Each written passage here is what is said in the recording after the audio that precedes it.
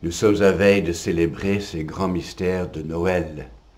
Et j'aimerais réfléchir sur un aspect du salut de Dieu par le Christ.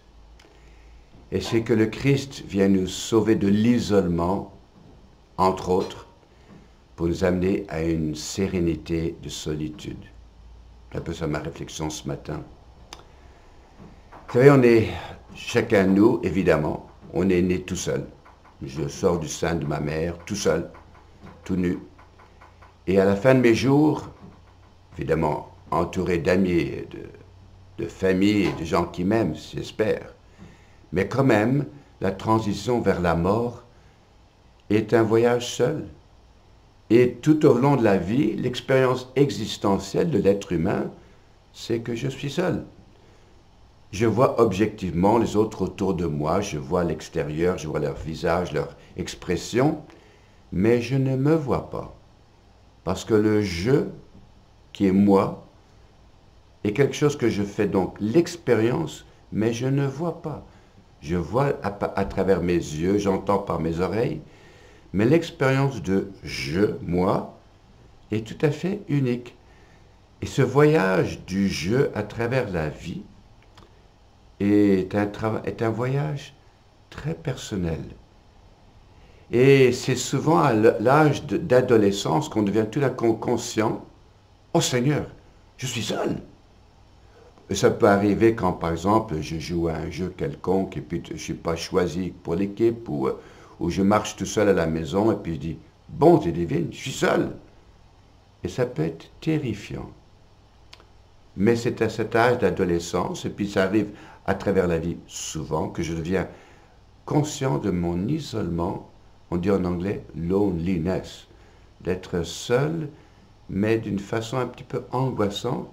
Mais Dieu, je suis seul. Et souvent les adolescents vivant cela, et surtout avec les hormones qui sont un petit peu excitées, bon, ils vont faire des choix d'expériences qui sont pas nécessairement très saines, mais qu'ils font motivés en particulier par essayer de briser cet isolement, je suis seul. Et ça peut être très angoissant à cette expérience. Et ça peut être explosif, je deviens agressif envers les autres, et à la limite, on voit même des gens qui vivent cet isolement d'une façon terrifiante, qui prennent un fusil, puis qui tuent les autres au marché ou à l'école, je sais quoi. Ou ça peut devenir implosif, je me fais du mal, je prends de la drogue, je ne sais pas trop quoi là, pour briser cette solitude, cet isolement plutôt, pas solitude, isolement. Je me sens seul et puis, Seigneur, et au pire, ça peut même devenir le suicide parce que je sens que je suis coupé.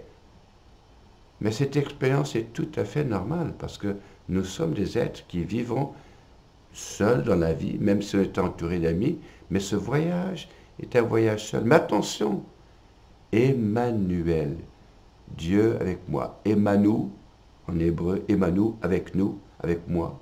El Shaddai, Dieu avec moi.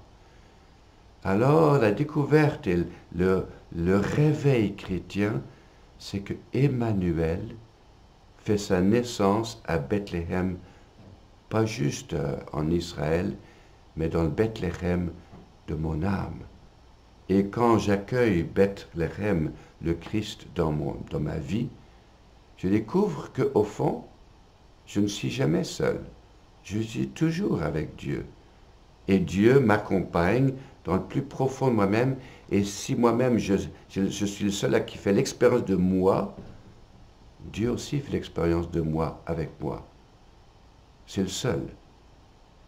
Donc, Emmanuel me sauve de mon isolement pour m'amener tranquillement par la contemplation et l'apprivoisement de cette relation dans la solitude, c'est-à-dire une solitude sereine où je suis heureux d'être avec moi-même tout seul.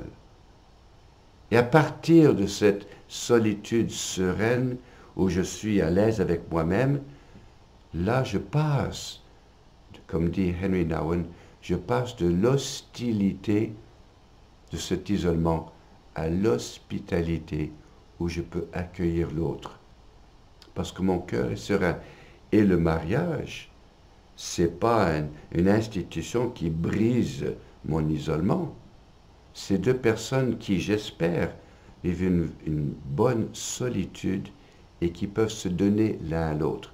Parce que si je me donne à l'autre parce que je suis isolé et j'ai besoin de toi et je me sens tout à fait seul, eh bien ça va être un désastre. Et on le voit autour de nous.